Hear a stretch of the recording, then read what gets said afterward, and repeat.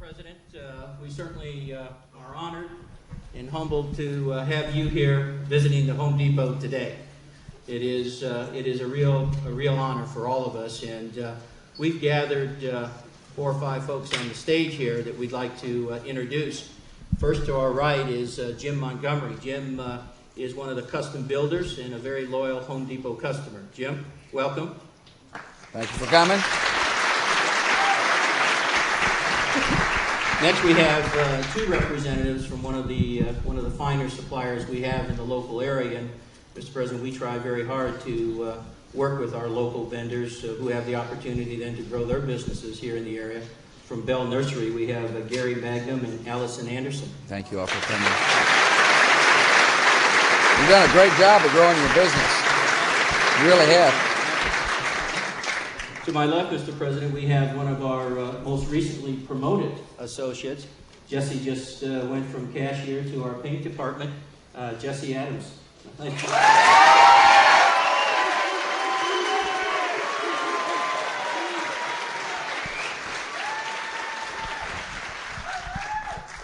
And it's a real honor and privilege to introduce this next fellow whose store we are sitting in, John Fierro. Nice to see you, John.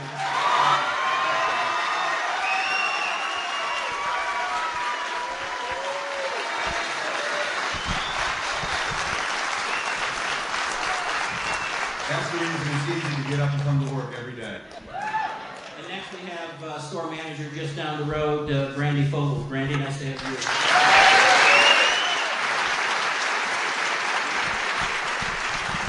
If I could just take a minute or two, Mr. President, to talk a little bit about this wonderful company that we have called the Home Depot. We have a tremendously proud past, but an even brighter future. And we're very proud of the 315,000 associates that make up this wonderful company. I'm pleased to tell you that for the last 3 years, we've hired 40,000 new additional associates, bringing that total to 315,000. We'll open 200 stores this year. That'll be 600 stores in the last 3 years, bringing our total to 1,661 today. We open.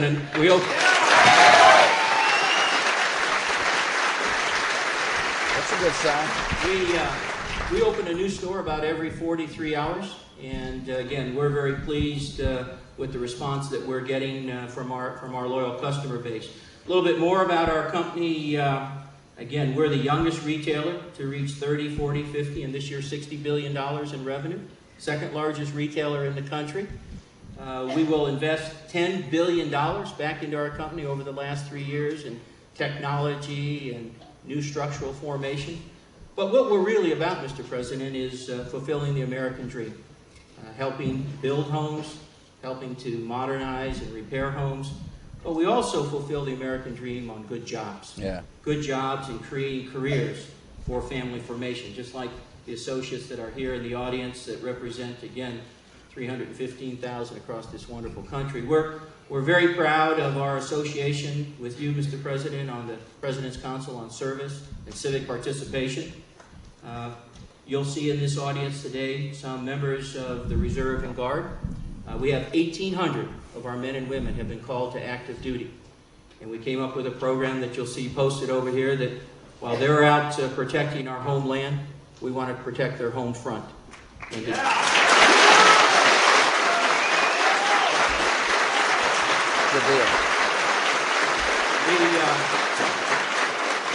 Mr. President, as you know, these wonderful men and women volunteered 1 million hours of their own time, right, bringing our total this year to 7 million hours of volunteerism. We've donated $1 million, and we've repaired over 600 homes to date of these brave men and women who are out there putting their lives on the line for us, as you said so many times. And I just would like to conclude and share with you that we're announcing today, Mr. President, that in addition to the 1 million hours, the $1 million to repair homes, that we're going to donate $1 million of power tool equipment to help you in your efforts to rebuild Iraq. Oh, thank you. Good job.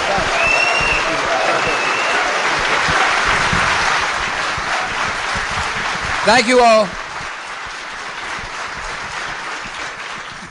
I left my credit card at home.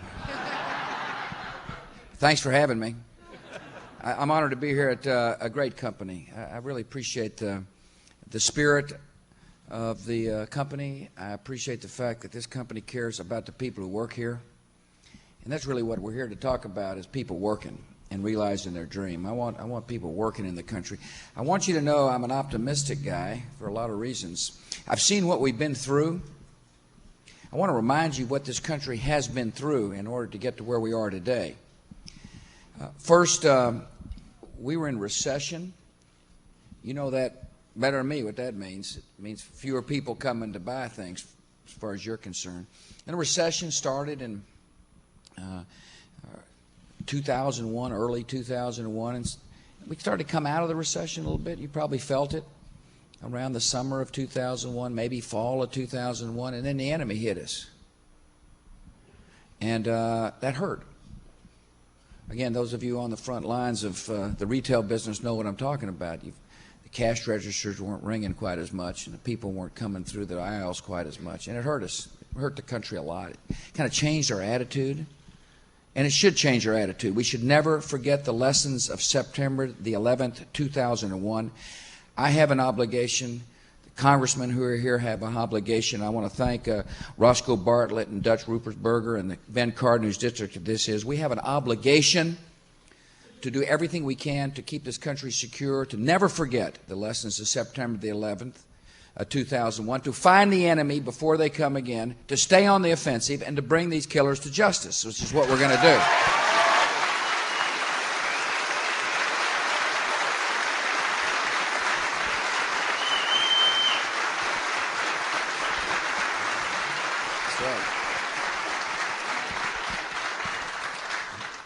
But it hurt our economy when they attacked us, of course. Not only to change foreign policy, as we can't sit there and pick and choose, what threat we deal with. Now that we have become vulnerable, we're going to have to deal with the threats before they mature and come upon us. But it hurt our economy. It hurt us pretty bad, and then we started recovering. I just want to remember another thing we've overcome. Some of the corporate citizens of America forgot what it meant to be a responsible citizen. This guy's a responsible guy. See, some of them didn't tell the truth, though.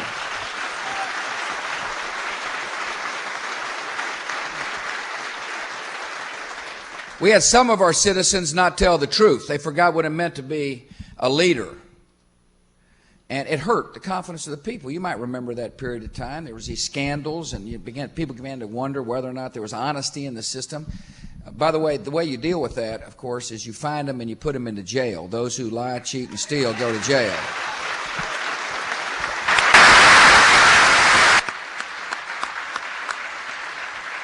And then, as you know, I made the decision to deal with threats as we saw them. We put the doctrine out that said if you harbor a terrorist, you're just as guilty as the terrorist. And the Taliban, we took them down for the sake of our own security and for the sake of the long-suffering people of Afghanistan. And then I obviously made the decision to go into Iraq. And by the way, a free and peaceful Iraq is in our nation, in our security interest.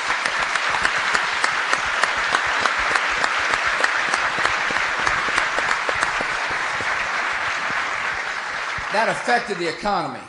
When you turn on your TV and said, America's marching to war, that's not very conducive that's not a very positive statement. It doesn't build a lot of confidence. People, marching to war, why would I want to invest in my home? Or why would I want to come to Home Depot if we're fixing to go to war? So we've overcome a lot. When you think about it, today, the unemployment rate dropped. You may know, from 6% to 5.9%. More workers are going to work. Over 380,000 have joined the workforce in the last couple of months. We've overcome a lot. We're a strong country, a strong economy. A lot of it has to do with the fact that we got the best workers in the world. Our productivity is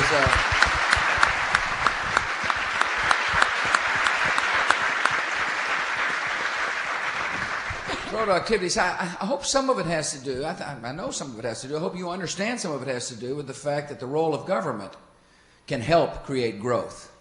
See, when a person has more money in their pocket, they're likely to come to Home Depot. If they have less money in their pocket, they may not come here. And so I worked with the Congress. I want to thank Congressman Ehrlich when he was in the Congress, now Governor Ehrlich. We cut taxes on people. It's your money to begin with, by the way. You got more money to spend, and when you have more money to spend, it increases demand for a good or a service. And when that demand increases for a good or a service, somebody has to produce it. And so the tax relief went for everybody, not just the favored few. Everybody got tax relief, and it helped the economy. It also helps small business. You're going to hear from some entrepreneurs here. And by the way, most new jobs in America are created by small businesses. We're happy to have the Home Depot jobs, don't get me wrong.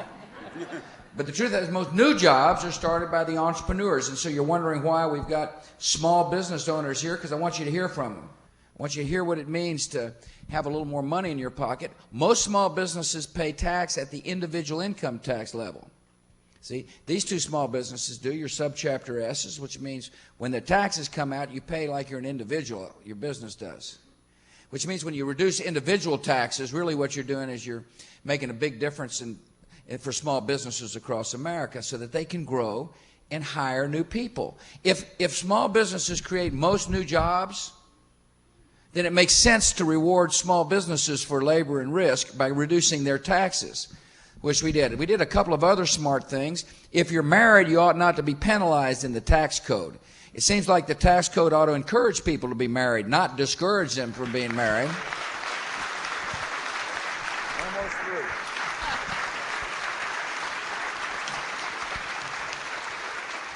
We know how hard it is to raise a child, and therefore we increase the child credit to $1,000 per child. That helps if you're a mom or a dad. And actually, this summer, I remember going, I think it was to Philadelphia, where they were making the checks. I said, the check's in the mail. After I said it, I felt a little nervous.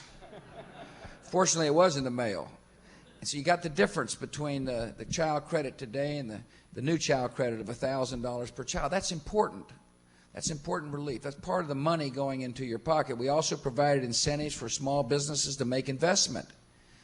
When small businesses invest in machinery or somebody has to build it, see? And when somebody builds that machine, somebody's more likely to find a work. And so in other words, we passed a plan that makes sense. Part of the things you'll hear me talk about, how is to continue the growth. I mean, we're growing. This economy's good. It can be better. So more people find work. One of the ways to make sure this economy continues to grow is to make all the tax relief we pass permanent. See, it's going to go away in phases. The child credit's going to go back down. The marriage penalty go back up. Taxes will go back up. Unless we make this permanent, it doesn't make any sense to have a tax code that gyrates like that. You need stability in your tax code, particularly for the small business owners and planners. So one thing that I want you to take away from here is that if you're interested in job creation and job growth for the future, the tax relief we passed must become permanent.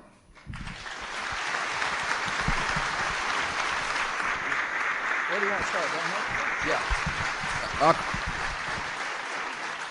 I want to thank all the local officials who've come, by the way. I know the Lieutenant Governor's here. I want to thank the members of the House and the Senate. It turns out when the President shows up, all kinds of people come. And I want to thank you for being here. It's an honor to be here. I look forward to maybe shaking a couple of hands on the way out and say, yeah. Pretty soon. Yeah, pictures. We'll get a picture. Maybe buy a chainsaw. We carry your brand. Why don't we start off? We got a man here who's building homes. One of the interesting things about our policy is that when interest rates go low, it provides incentive for people to buy a home. You know, obviously mortgages down. We want a lot of people owning homes. We got a minority home ownership gap in America, by the way. We got to close. So we just don't want one segment of our population owning homes. We want everybody owning a home. We want everybody to feel comfortable. I put a plan up to the Congress to do that, help with down payments, to make sure that the print in the contract becomes a little larger so everybody understands what they're signing before they go in. It makes people a little nervous when you, particularly the first-time home buyer, if you know what I mean. So we got programs to help educate. We got programs to simplify the process. We got programs to help with the down payment. Low interest rates help. And our man here, Jim Montgomery, is an owner. He's an entrepreneur. By the way, he is at one of these companies, subchapter S it's called, that pays taxes at the individual rate. So when we cut his taxes individually, we also cut taxes on his business. so he can more likely be able to hire somebody else. He wants to hire and expand. But Jim, welcome. Tell us about your business. Tell us what's on your mind. It's your chance to tell the governor and lieutenant governor if you don't like things here in Maryland. If you don't like things at the federal level, come write your congressman. All right, well, thank you, Mr. President. I am a very small builder. I've been in this business all my life. I worked for my father. I've been on my own for 16 years. My wife and I, we run the business. Beside my wife and I have 4 full-time employees. We do primarily custom homes, a little on the upper end, but we only do about 4 to 6 a year, which is considered pretty small. But what I've seen in the last couple of years, we are at capacity. And I'm not the only one. My suppliers are at capacity. It's a very robust economy out there in home building. And all indications are 2004 are going to be even better. That's right. We've been seeing growth in the 20% range per year for the last couple of years, and we expect the same next year. As far as what's really helped us, the interest rates, low interest rates are really driving the bus right now. If not so much the houses I'm building for people because they are upper end, but the first-time buyers are now able to get into smaller houses, and they're pushing somebody out of that house and stair-stepping it right up. So that certainly helps greatly. The other thing that's really helped our business has been write-off on tools and equipment, $10,000 a year, and I believe it went up to $20,000. Well, now it went up to $100,000 a year. And not only for myself, but my subcontractor.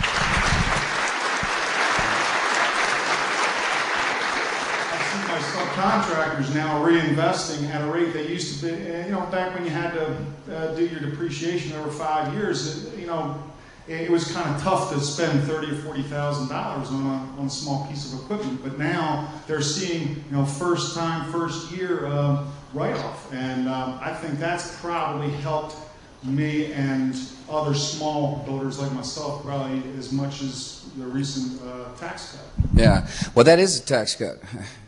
That was part of it. When you provide an incentive for somebody to buy equipment, that's what Jim's talking about. It means somebody has to make the equipment, or somebody's got to sell the equipment. In your case, and I appreciate you bringing that up. It is an integral part of the tax plan to encourage investment, and investment means jobs. And that's what we're really talking about, jobs. See, I'm glad he's building homes. I'm glad people are owning homes. But I'm also glad there's an incentive for him to go out and buy additional equipment. Somebody's got to make that equipment. And when somebody makes that equipment, somebody's working. And that's what we're really talking about. We're talking about the human dignity that comes from people being able to find a job. Thank you for being an entrepreneur. I appreciate your spirit. See, one of the great strengths of America is what we call the entrepreneurial spirit.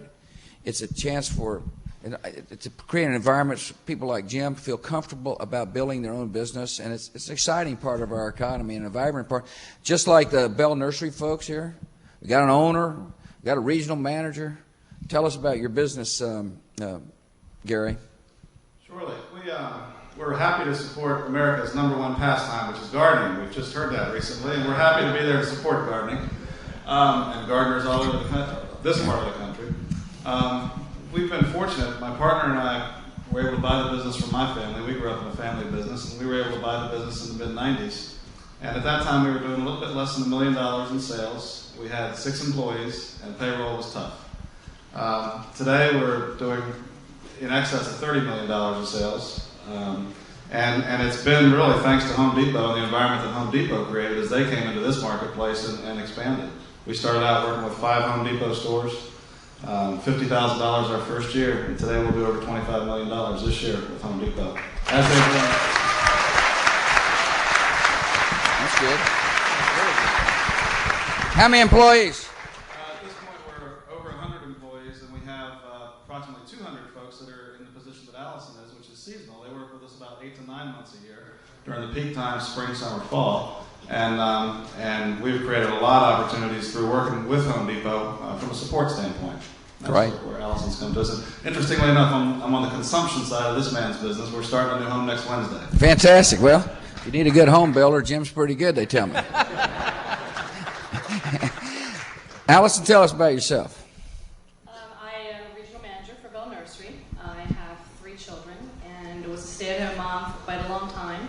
Went back to work very part-time for Bell Nursery, and through the enormous growth of Home Depot and Bell Nursery, I was promoted to a regional manager, and it's just been a real boon for my family. We were able to, with the lower interest rates, also move up from a townhome to a wonderful single-family home. And recently, the Wednesday before Thanksgiving, we're able to settle on a large line of credit to be able to begin home improvements in our home. Yeah, that's good. Have you made up your mind where you're coming shopping yet? I think I'm going to be at Home Depot. Aisle 7, yeah. A couple of points she made. One of the things that's interesting is low interest rates allow people to refinance their homes. You all know better than the effects of refinancing. I mean, people refinance, come in with a little cash, it gives them a chance to remodel. Secondly, I do want to mention a couple of things that are important for small businesses. One, healthcare. It's important for large businesses. Really important for small businesses. It's difficult for small businesses to provide healthcare because they don't have any purchasing power. What we need to do is allow small businesses to accumulate purchasing power. It's called associated healthcare plans. If you've got more people demanding, it means you can reduce the price and need associated healthcare plans. Another thing that affects all business, by the way, but if especially hurts small businesses, are excessive regulations. I mean, if you got 4 employees, you don't want to be spending a lot of time filling out paperwork. The governor, I know, is working hard to reduce excessive paperwork at the state level. We're doing so at the federal level. Look, I readily can see we got a lot more to do. There's a lot of paperwork, a lot of regulation. Another thing that's a problem is lawsuits. They get to be a problem on these small business owners and large business owners. Medical liability reform is an issue we need. I tell you why. It's driving up the cost of your medicine, and it's making fewer doctors practice medicine. Medicine ought to be affordable and ought to be available. And these lawsuits are, in fact, everybody ought to be able to sue, don't get me wrong.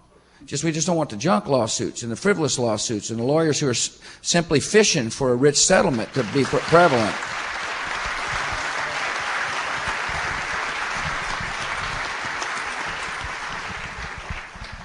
Anyway, I'm interested in hearing how this great company works. Obviously, I heard the enthusiasm when I was coming in, but John, why don't you start off, and then you can introduce your fellow workers. Okay. First of all, I want to make sure I take the time to say thank you for coming. I'm awfully proud, and I know all my associates and the people who have worked hard from Home Depot all around the area are really glad and proud that you're here. Thank we you, welcome sir. you. Yeah, I'm glad to be here. Thanks for having me. You ready to go in a minute? You'll do great. You'll do great. You know, I'm one of those people with Home Depot that's homegrown. I started here in 1992. Before that, I'd been an electrician, and I found myself out of work. And I saw an ad in the paper, and it said, you know what, we're looking for electricians and plumbers. And I came in, and you know what, in a few months, people in the store won me over. Their enthusiasm, the energy was here, and some of the people who took the time to mentor me. And as time has gone by, I've had a chance to move around to a few stores and get promoted, and now I have a chance to, you know, open this store a couple of years ago. You know, we started here, when I started in this company, we had maybe 2 stores in the state of Maryland. I believe it's like 35 stores in the state of Maryland. So the growth that this company has provided in the last 10 or 11 years here, and just in opening this store, you know, we might have had about 30 or 40 transfers in, but we probably hired over 100 people initially, and then, you know, we're up to about 170 associates in the store. Most of them are local people that live real close to this building. That's good, yeah. Let me ask you a question. So what's your feel? You're here you're hearing from people when they're coming through shopping, and I got to tell you, our business in this store this year is about 18% better than last year. So, you know, where last year things were a little bit of a struggle, I think the enthusiasm, the interest in people, the confidence level as people came in shopping wasn't quite there. People are now going from last year, I think, doing projects that were maybe necessities. I see people doing a little dreaming again and wanting to step themselves up and move forward in doing some wanting in their purchasing as opposed to just necessities. That's good, yeah. John, by the way, probably don't want me to tell you this, but I'm going to tell you anyway. He got $1,200 of tax relief as a result of the tax reductions. Probably considered a fair amount of money, I'd guess. That's an awfully great amount of money. What happened there, I think last year, a few months ago, my wife came home. She had found a check in the mail. Yeah. And you know what? Thank goodness. I'm gonna she said, sign here, I'll do it for you. Yes, right. And then she went shopping, and she took the chance to buy herself a few treats. And I think with the rest of it, one of the things I've been able to do is up my 401k contribution. That's good. As opposed to, so I keep a little bit more of that money for my future. That's wonderful. Brandy, you're a manager, store manager. Tell us your history here. Okay. Well, I've been in retail for about 12 years now. And back in 1997, I applied at the Home Depot and was brought aboard as a loss prevention supervisor. And did that for about 3 years. And then I decided to go store side and went to the Glen Burnie Home Depot and ran the front end and the cashiers and the lot. And about 6 months after that, I went and customer service and special services needs for the stores and the customers. And 6 months into that position, I got promoted to a operational assistant store manager. And practiced that for about a year and a half, and this past September I got promoted to store manager at the Ellicott City Home Depot. Fabulous. Good job.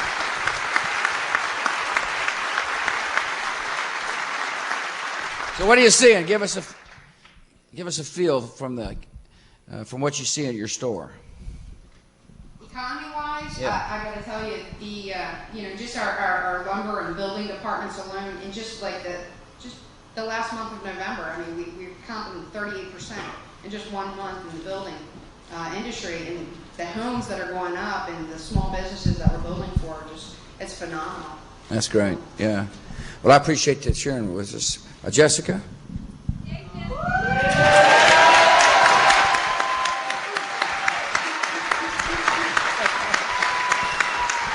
Is this the beginning of the Jessica fan club, you know? Thank you. I've been in Home Depot for about 9 months now. I just recently moved to the Baltimore area from Annapolis. I came here looking for something that I could hopefully start my future. So I started as a cashier. About 3 weeks ago, I moved into the paint department and absolutely love it. Trying right now to save my money to go to college. I really want to be an accountant. Home Depot is supporting me 100% with that.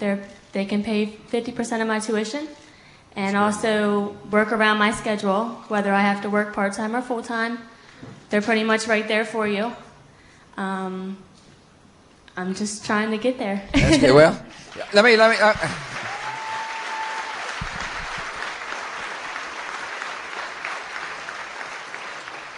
One of the things I like to talk about is the need for us to be a responsible society. People take responsibility for the decisions they make in life. People take responsibility. People seize opportunity. The thing I like about Jessica's story is she's willing to seize an opportunity. If you notice, she came looking. She worked hard to find a position, and now she's found a company that is doing its responsibility. In other words, helping people realize their dreams. And that's a very important part of corporate America.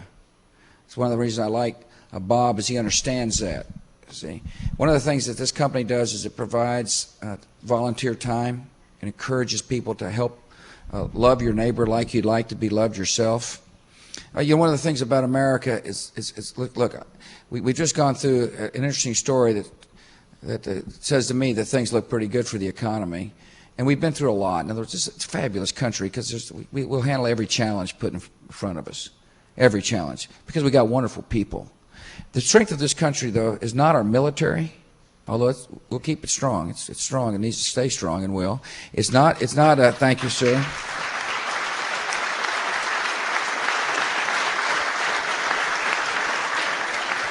And by the way, thanks for supporting the military. And if you got a loved one over there, you tell them the Commander-in-Chief's incredibly proud of what they're doing. Right out there. Where? This young man right here. Thank you for your service. I appreciate you. Thanks. Just came home. Yeah, that's great.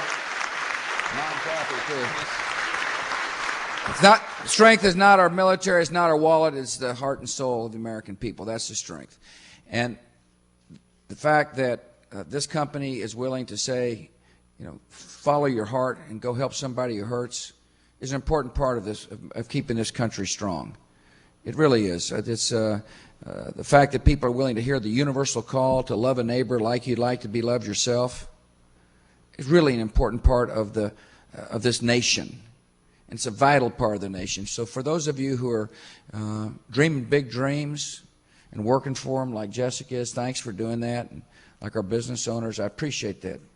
It's important that you dream big dreams and work hard. For those of you who are helping people realize their dreams, I thank you as well. It's just an incredibly vital part of a bright future for our country. There's nothing America can't achieve. Nothing we can't achieve. You know why? Because this country is full of fabulous people. It's my honor to be with a lot of them here today. Thank you for coming. God bless. Thank you for your time.